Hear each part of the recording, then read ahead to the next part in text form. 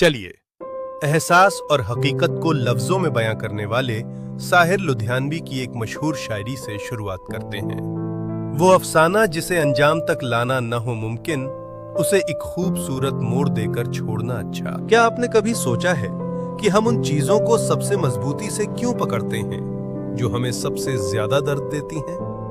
हमारा दिमाग एक पुराने म्यूजियम की तरह है जहां हम अपनी पुरानी गलतियों, टूटे हुए रिश्तों और काश ऐसा होता, काश वैसा होता वाली यादों को सजा कर रखते हैं। लेकिन एक पल के लिए रुकिए। क्या होगा अगर मैं आपसे कहूं कि असली ताकत पकड़ने में नहीं बल्कि छोड़ देने में है? विज्ञान कहता है कि हमारा शरीर पुरानी यादों को अपनी सेल्स में स्टोर करता है। रिग्रेट और गुस्सा सिर्फ विचार नहीं है, वे एक भारी शारीरिक बर्डन है। पर सवाल यह है कि हम डरते क्यों हैं? हम उस चीज को क्यों नहीं छोड़ पाते जो अब हमारे काम की नहीं है?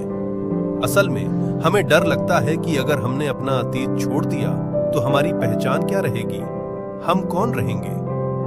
जवाब के लिए जरा प्रकृति को देखिए। पतझड़ में पेड़ अपने पत्तों को गिरने से नहीं रोकता, नदी अपने पानी को एक जगह जमा नहीं करती। प्रकृति जानती है कि कुछ नया आने के लिए पुराने का जाना कितना जरूरी है। एक्सेप्टेंस का मतलब ये नहीं कि जो हुआ वो सही था, बल्कि इसका मतलब ये है कि जो बीत गया उसे अब बदला नहीं जा सकता। लेटिंग गो का मतलब हार मान लेना नहीं है, ये एक कॉन्शियस चॉइस है। ये खुद से ये कहने जैसा है, ये मेरी स्टोरी का एक हिस्सा था, लेकिन ये मेरी पूरी स्टोरी नहीं है। क्या आप कल्पना कर सकते हैं उस हल्केपन की जब आप कल की चिंता और परसों के रिग्रेट्स के भारी बैग को जमीन पर रख देंगे?